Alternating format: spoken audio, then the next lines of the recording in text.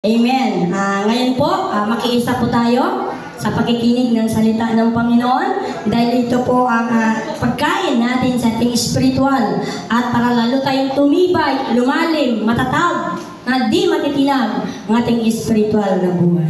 Binibigay ko na po ang pagkakataon sa ating buting pastor.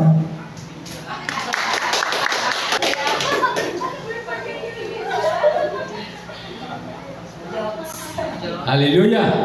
Okay na sana, kaya lang may kasunod, may reaksyon. Purihin ang Panginoon. Napakabuti po ng ating Panginoon. Hallelujah! Purihin ang ating Panginoong Diyos na buhay. Salamat po sa Panginoon dahil tayo ay iningatan niya buong isang linggo at tayo po muli ay narito sa kanyang templo para siya ay pasalamatan. Tayo po muna ay manalangin. Father God, salamat po Ama sa pagmamahal mo sa iyong mga anak sa lugar na ito.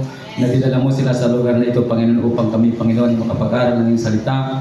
Bigyan mo kami, Panginoon, ng pangunawa na ito'y maunawaan ng bawat isa, Panginoon, Takulod, bilang iyong lingkod na magbabahagi. Bigyan mo ako ng katalinuhan, Ama, na maibahagi ito ayon lang sa iyong kalooban, Panginoon. Pagpalain mo, Lord, ang iyong mga salita sa umagang ito. At ito po ay maging pagpapala po sa bawat isa sa amin, Panginoon. Salamat po, Ama. Salamat po, Panginoon. Maraming salamat sa pagmamahal mo sa amin, Panginoon. Lord, ang lahat ng ito ay aming pinasasalamatan at tinikim namin sa pangalan ng inyong anak, Panginoon sa Kristo. Amen. Thank you, Lord. Welcome po sa lahat. Naalala ko nung nakaraan ng ating napag-aralan ay kung paano tayo magkaroon ng yaman sa mundong ito. Hindi ko na rin kasi ituturo kung paano tayo maghirap kasi alam natin lahat yun.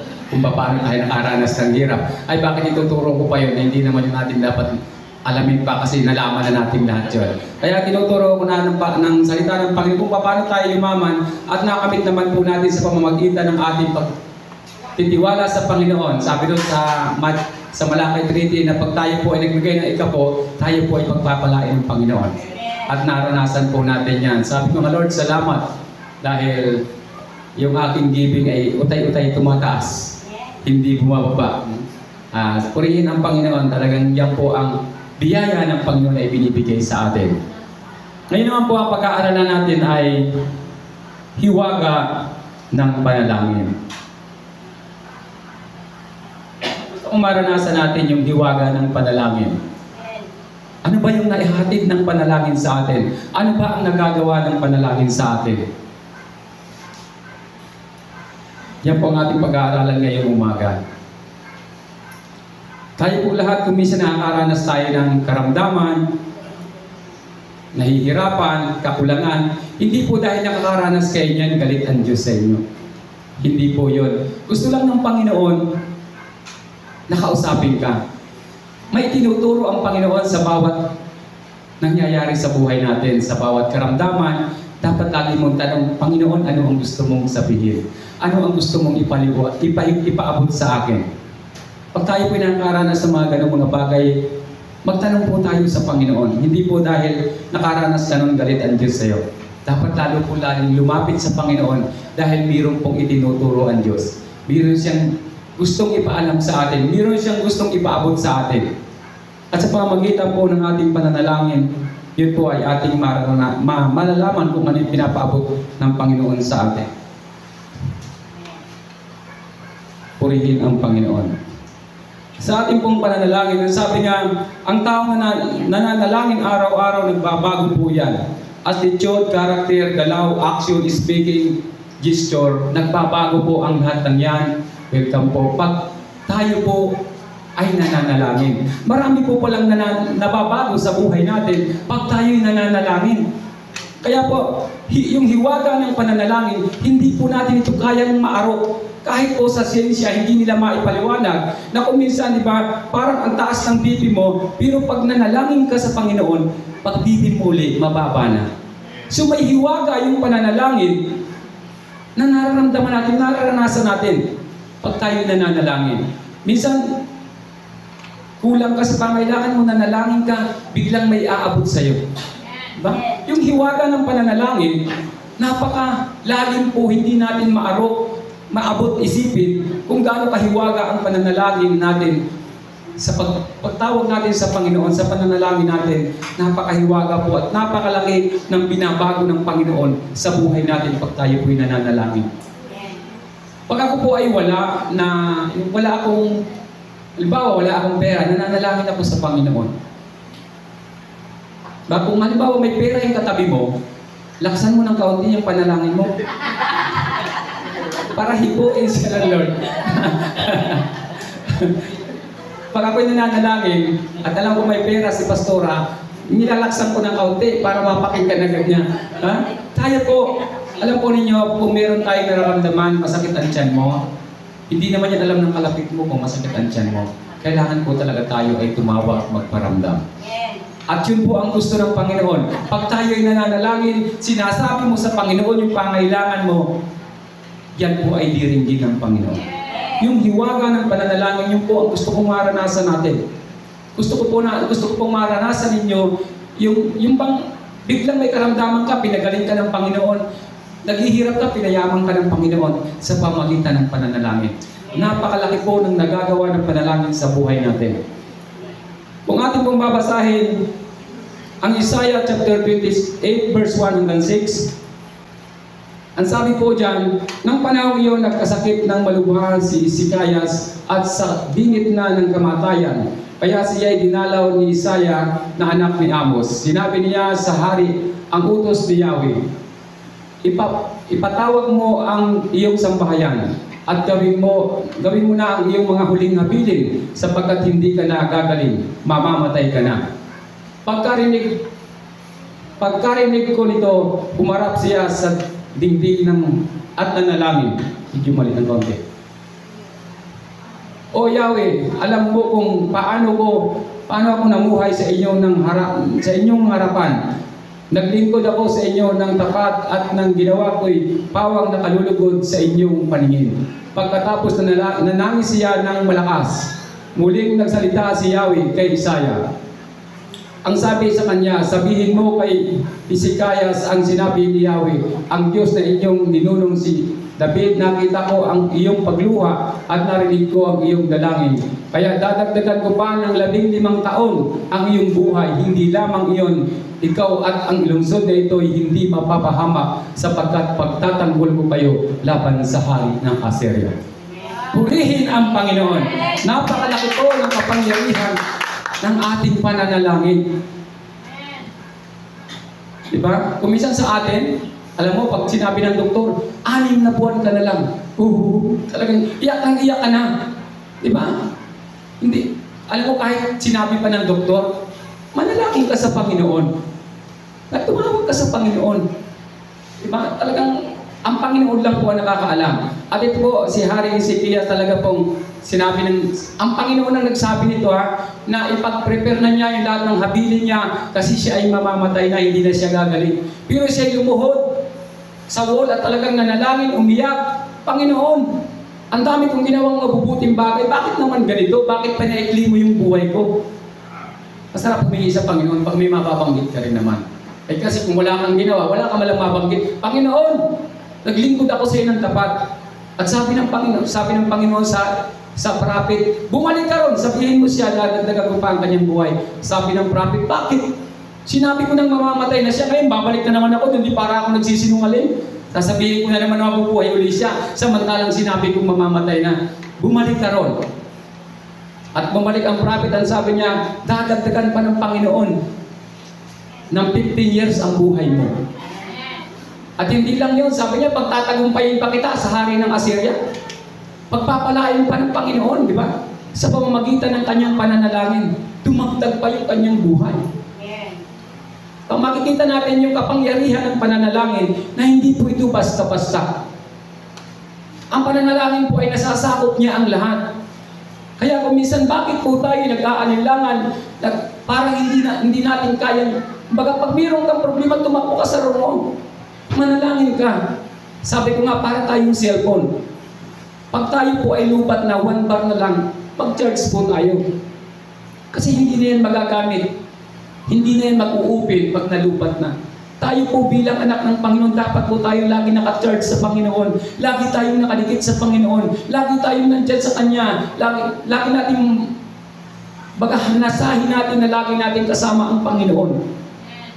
Para lagi po natin makamit yung ating mga kailangan. Huwag kang matatakot sa pananakot ng mundo. Lahat po ng bagay kayang baguhin ng Diyos. Diba yun nga, Diyos na nagsabi na mamamatay na, pero dahil sa kanyang pagsunod sa Panginoon, sa kanyang pagluhod sa Panginoon, sa kanyang pananalangin, binago ng Diyos. Sinabi niya, sige, bibigyan pa kita ng 15 years. Na mabubuhay ka pa ng 15 years. Kaya po lagi kong sinasabi sa inyo na tayo po ay manalangin. Magbigay tayo ng time sa ating pananalangin. Magbigay tayo ng oras. Bakit sa mga bagay na pakailangan mo sa mundo ito ay nagagawa mo? Alam po ninyo tayo bilang tao, mayroon pong dalawang klaseng tao sa buhay natin.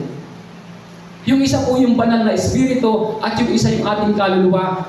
At ito po yung pangatlo, yung ating katawan.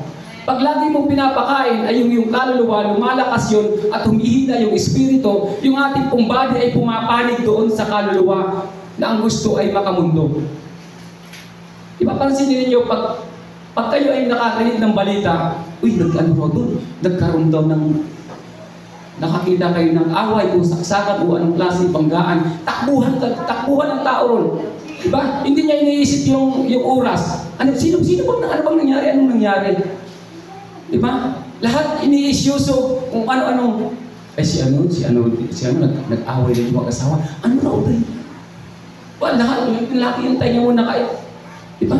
Ang pinapakain mo nun, yung kaluluwa na makamundo, kaya yung katawan mo, pumapanig doon sa kaluluwa, kasi yun yung pinapalakas mo. Pero pag yung banal na espiritu ang pinapalakas mo, lagi kang nananalangin, lagi kang nagbabasa ng salita ng Panginoon, ginagawa mo ang kalooban ng Diyos, yung katawan ay pumapanig sa banal na espiritu, at yung lahat ng gusto ng banal na espiritu, yun ang ginagawa ng katawan mo.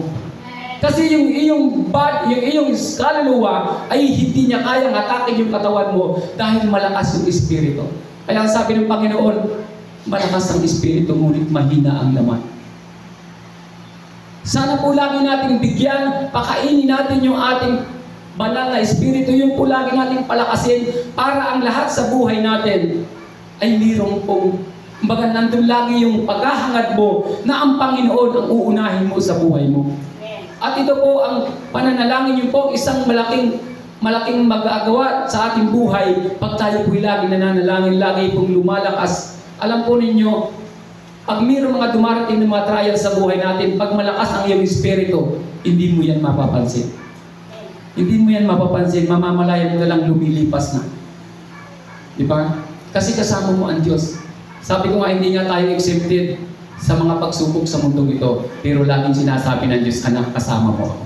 May pagkakaiba po. May pagkakaiba po yung anak ng Diyos at hindi anak ng Diyos. Kaya lagi kong sinasabi, di ba, sa isang lugar na may kaguluhan, pag naroon ang anak mo, wala kang ibang hahatakin kundi ang iyong anak. Kaya po sana laging bigyan natin ng halaga ang salita ng Panginoon. Bakit ko po ito sinasabi? Kasi ito lang po yung magbibigay sa inyo ng buhay, ito yung magbibigay sa inyo ng buhay na ganap at kasiya-siya at pagtatagumpay ang buong pamilya ninyo kung ito lagi ang inyong nasa isip. Diba nung nakaraan sabi ko nga, kahit ikaw hindi marunong mag-English, pag 3 taon kasama mo ang Amerikano, matututo at matututo ka. Pag 3 taon kasama mo ang salita ng Diyos na lagi mong binabasa, ang lingwahe po ng Diyos, malalaman mo na. Kung ano yung gustong sabihin ng Panginoon sa iyo, alam mo. Kaya po yung ating espiritu na dapat lagi natin pinakakain, kumbaga yung pinalalakas natin, dapat yun po ang ating pinapanigan. Kasi pag yung kaluluwa gusto niya lagi ay makalaman, kumbaga yung gusto niya yung alayawan, di ba? Pag yun lagi ang pinapakain natin, yun ang lalakas. Manghihina ang ating ang parte natin sa banal na espiritu, manghihina po yun. At yung ating katawan dito po papanig. At magagawa natin yung hindi tama. Kaya po dapat po, kung kailang kamahina, dapat doon ka lalong lumapit sa Panginoon. Kasi mas higit mong kailangan ng Diyos pag ikaw ay nanghihina. At wala pong ibang pinakamagandang paraan, kundi ang tayo po ay manalangin. Gaya po ni si Taya, di ba? Nung siya manalangin, na bago. Kahit na mamamatay na siya, dinagdagan pa ng Diyos ang kanyang buhay. Maging kalakasan din po tayo ng ating mga kapatiran. Di ba? Yung minsan, sabi ko nga, di ba nakaranas ako yan minsan yung hindi pa ako Kristiyano noon, may dumalaw may sakit sa ospital. Kung kailan nandun yung may sakit, tsaka magkikwentuhan, alam mo, yung nakaraang linggo, may dinalaw kami, ganito rin, namatay. But parang lalong pinahihina yung damdamin ng dinalaw, di ba? Kung huwag ka naman dumalaw sa akin, huwag kang magkakadalaw-dalaw sa akin, hindi kita kailangan. Di ba? Dapat yung banal na espiritu laging nasa iyo. Dapat pag dumadalaw ka, nagpapalakas ka. Hindi yung pagdating mo ron, medyo payat.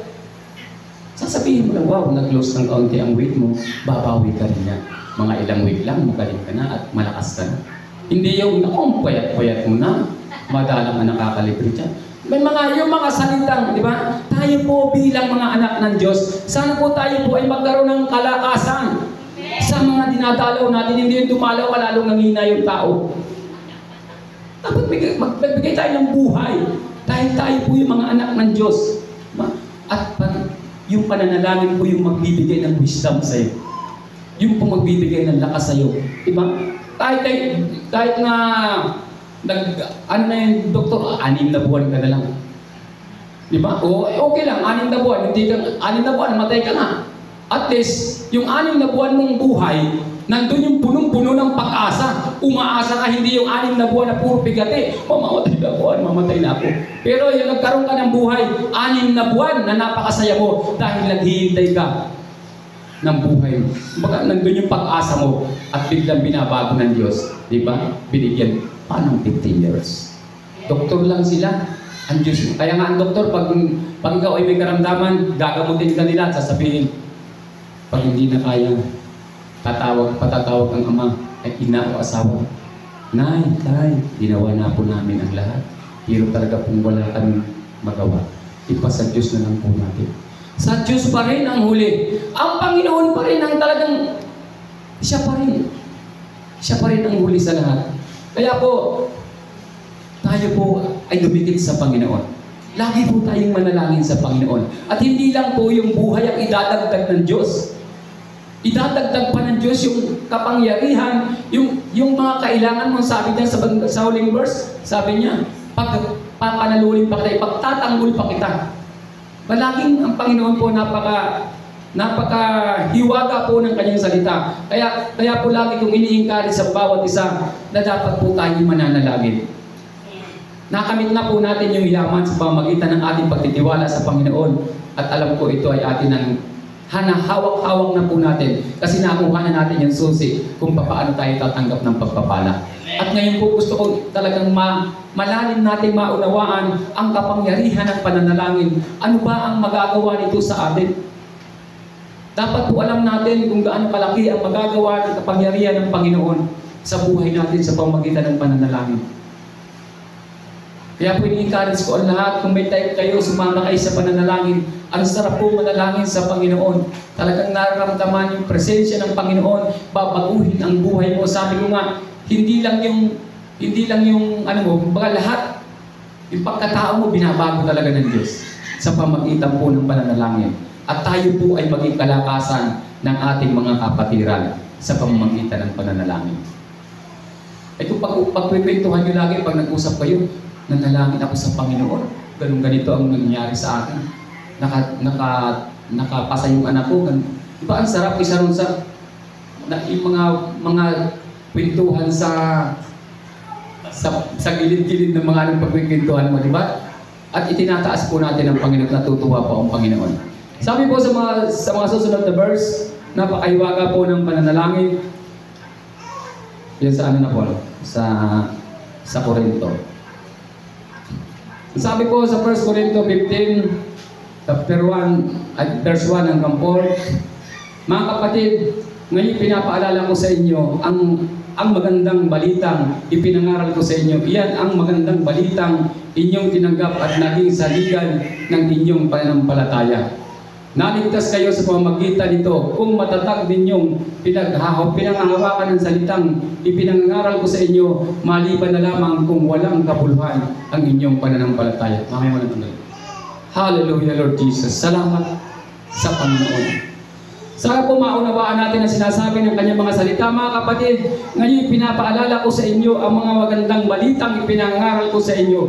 Iyan ang magandang balitang inyong tinanggap at naging saligan ng inyong pananampalataya. Sana po maunawaan natin ang salita ng Panginoon. Yung napakagandang salita na ibinibigay ng Diyos sa atin na magagamit po natin para sa ating pagtatagumpay. At ito po'y lalong lalalim sa ating pananalangin, maunawaan po natin. Kung mayroon kang hindi maunawaan sa kanyang salita, manalangin po tayo. Napakahiwaga po ng binibigay ng Panginoon sa pamamagitan ng pananalangin, maunawaan natin ang kanyang mga salita.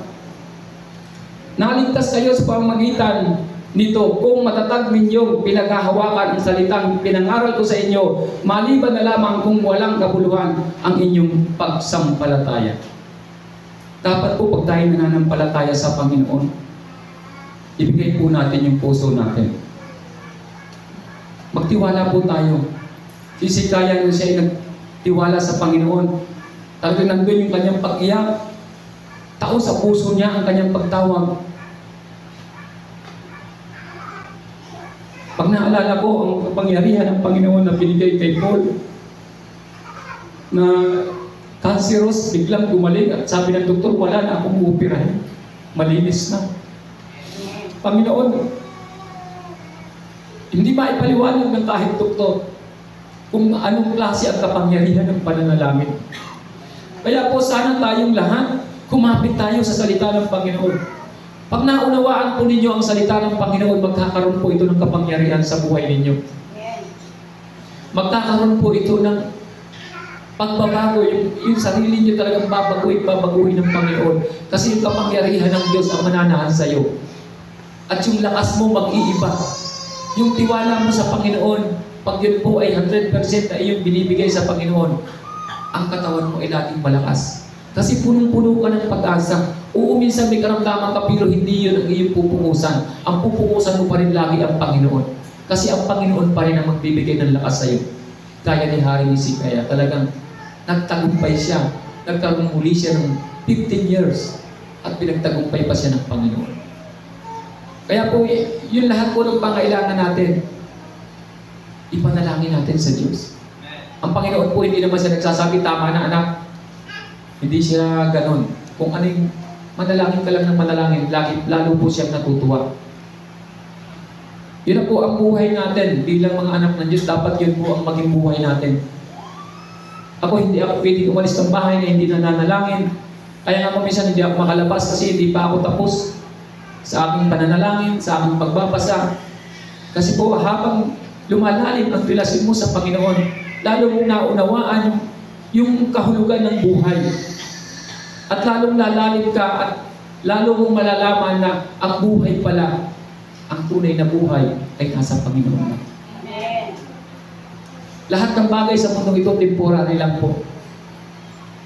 Lahat ng yan ay maglalaho at mawawala.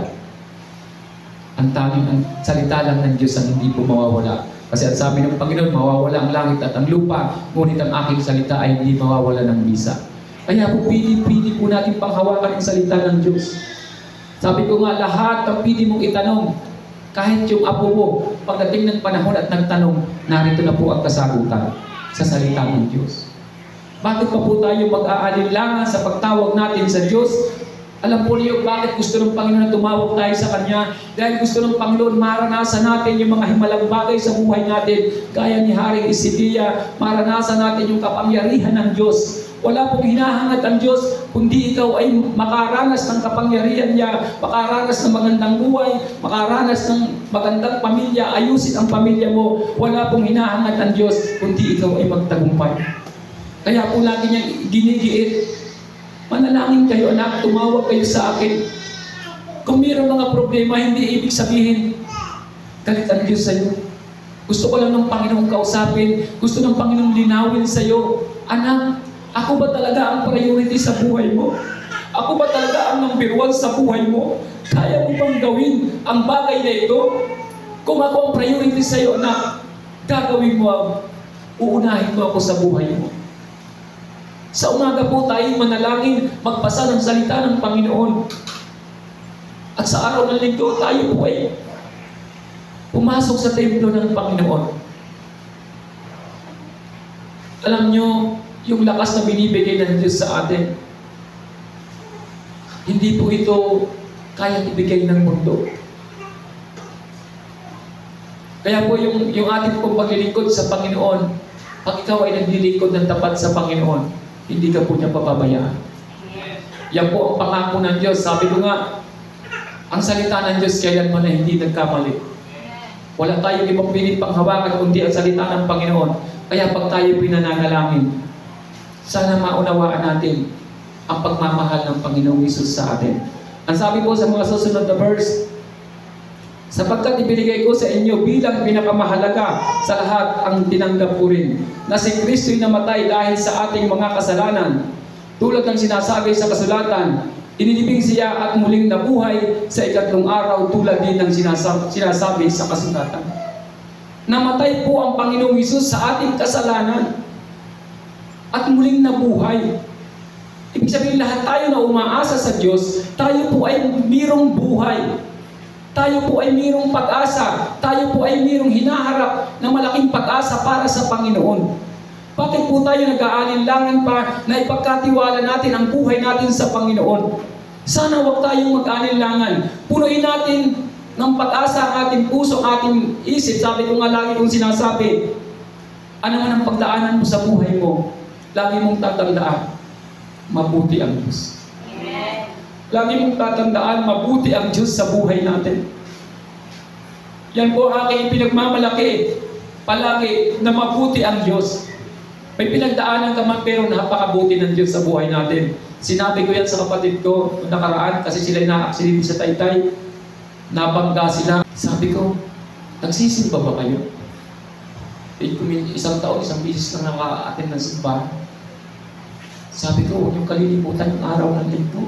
Magsimba kayo. Sabi niya, walang ganitong simbahan. Sabi ko, kahit na. Anong simbahan? Sabi ko, may Katolik doon, magsimba ka doon. Doon naman tayo lahat galing. Kisa naman sa hindi ka nagsisimba.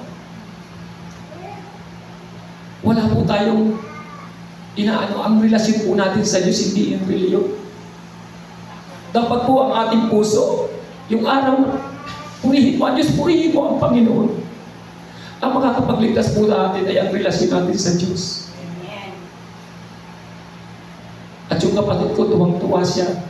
May pamamaraan ng Panginoon. Nakarating sila dito dahil may nangyaring ganon. At naipaliwanag ko sa kanila. Tuwang-tuwa yung kapatid ko. Kasi lagi kong pinapanalangin, Panginoon, gumawa ka ng pamaraan, abutin mo ang aking mga kapatid. At isa-isa silang nakakarating sa akin. Salamat sa Panginoon. Alam po ninyo, pag yung inyong pamilya ay buong-buong naglilingkod sa Diyos, magkakaroon ng himala sa buhay ninyo. Yung mga sabi ko nga, yung mga himalang bagay, parang common na lang sa pamilya ninyo. Nangyayari po yung lahat niya. Kaya yung pagtitiwala natin sa Diyos, huwag po natin itong babawasan. Kung mayroon ka mang naranasan kung minsan mga pagsubok sa buhay mo, hindi ibig sabihin galit ang Diyos sa iyo. May pinapaalala lang ang Diyos sa iyo. Kinakausap ka ng Panginoon, anak, huwag kang masyadong lalayo sa akin. Kasi pag binuhos ko yung pagpapala sa iyo na hindi ka prepare, baka mapahama ka. Bakit ka inaayos ng Diyos? Bakit ka pinagagaling ng Panginoon? Bakit ka iniingatan ng Panginoon? Kasi may purpose niya sa iyo. Meron siyang malaking purpose sa iyo na ipagagawa sa iyo.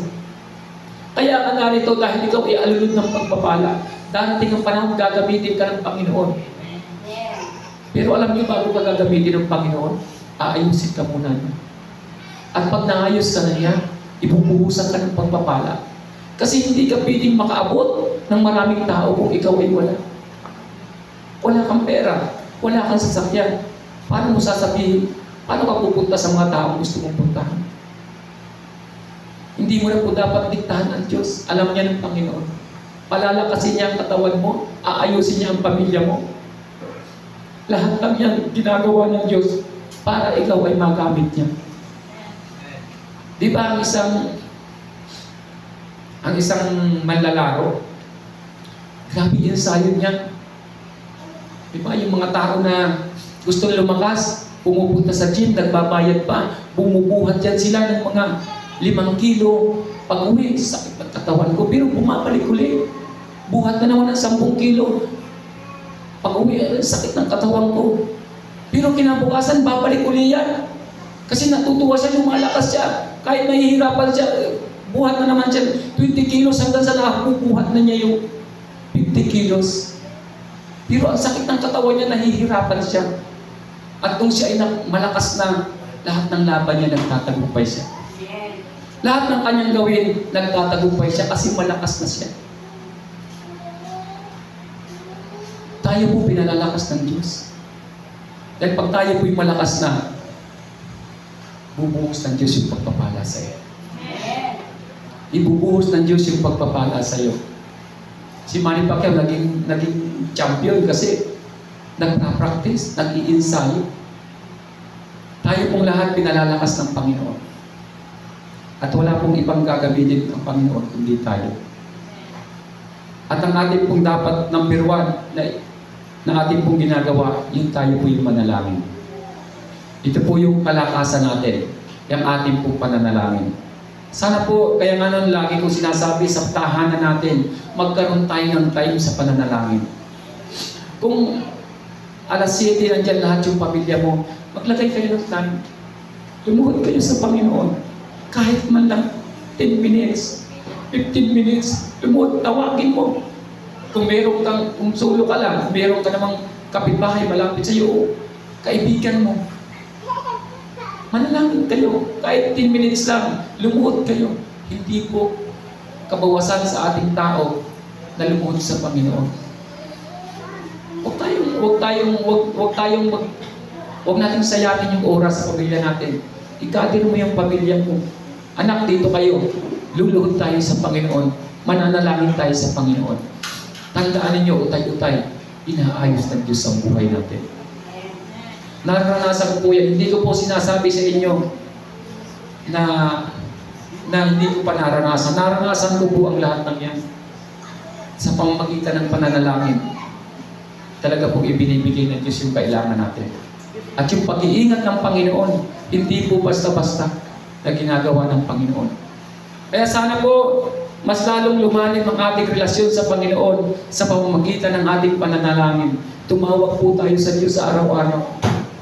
Huwag po natin hayaang malupat tayo.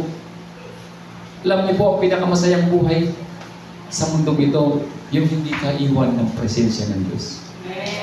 Yung lagi mo siyang kasama, yung pag may problema ka, umiiyak ka sa Panginoon.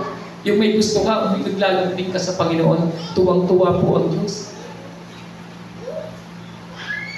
At nagbibigay po siya ng lahat ng ating kailangan. Bakit ka tutulungan ng Panginoon? Kasi gusto ka niyang gamitin. Bakit pahapain ang buhay mo? Kasi mayroong purpose ang Diyos sa'yo. Kaya napakasarap po ng paglilingkod natin sa Panginoon ay nandun po yung tunay na pagtawag natin sa Kanya. Yung pananalangin po. Ito po, nakaraan nakamit na natin kung paano tumanggap ng pagpapala. Sana po lalo nating palalimin ang relasyon natin sa Panginoon sa pananalangin. Kahit na sa pagdadrive, ako may time ako na nagpapark ako sa isang lugar para lang manalangin sa Panginoon. May mga time na hating gabi na gigising ako para manalangin. At may mga tinuturo ang Panginoon. Minsan may mga tao, sa inyo may nakikita ako isang gabi. Minsan, alauna, madaling araw, pinakikita ng Panginoon, yan ang anak, ipanalangin mo ito. Kaya may bigla akong ipinapanalangin sa inyo. Na 10 oras ng gabi, minsan araw, ipanalangin mo ito. Ganun po ang presensya ng Panginoon, mararanasan din ninyo yan sa mga darating na panahon. Na bakit itong tao ito gusto kong ipanalangin? Bakit gusto ko itong ipanalangin? Baka kung hindi mo ipanalangin yun, baka magkakaroon ng mga problema. Kaya kung yung itinuturo ng Panginoon, sundin po natin. Kaya po lagi kong sinasabi na manalangin tayo. Gusto kong talagang masanay tayo sa pananalangin para pag may inireveal ang banal na Espiritu sa inyo na ipananalangin, makakapanalangin kayo, luluhod agad kayo, Panginoon, mananalangin ka agad. Kung hindi ka marunong manalangin, paano na lang kung isang araw may nakasalubong ka, humingin sa'yo ng prayer. Ang sasabihin na, hindi po pwede. Hindi pa ako marunong manalangin. Dapat po tayo mga anak ng Diyos marunong manalangin. Kaya po ini-encourage ko kayo sa pagbibigay po, alam ko lahat tayo 100% nagbibigay sa Panginoon. Kaya tayo pinagpapala. Gusto ko po 100% tayong tumatawag sa Diyos para maranasan natin yung mga himala na gustong iparanas ng Diyos sa atin. Huwag po natin bibigyan ng pagkakataon yung panghihina sa buhay natin. Oo, minsan nanghihina tayo, pero huwag mong hayaan na padaig ka. Lagi po nating ipag-iitan ng ating pananalangin at pagtawag sa Diyos. Salamat sa Kanya po mga salita sa umagang ito. Sana po ay meron tayong malaking natutunan kung paano tayo dapat tumawag sa Panginoon. Yung buhay po natin kayang dagdagan ng Diyos. Yung karamdaman natin kayang pagalingin ng Panginoon. Yung kakulangan natin kayang punuan ng Diyos. Tayo po muna yung manalangin. Father God, salamat Panginoon sa iyong mga salita sa umagang ito, Panginoon. Dalangin ko Lord, lahat ng narito, Panginoon, ipagpalain mo, Ama. At kung mayroong Panginoong kulang, Panginoon, punuan po ito, Panginoon, sa aming mga buhay. Kung mayroong may karamdaman, pagalingin mo, Panginoon. At kung mayroong Panginoong nandun, Panginoon, yung mga problema, Lord, bigyan mo ng solusyon, Panginoon. Salamat po, Ama. Salamat po, Father God. Pagpalain mo, Panginoon, yung mga anak na narito, Panginoon, sa mga oras na ito. Salamat po, Panginoon. Ang lahat ng ito, Panginoon, namin sasalamatan sa pangalan ng Panginoong Jesus. Amen.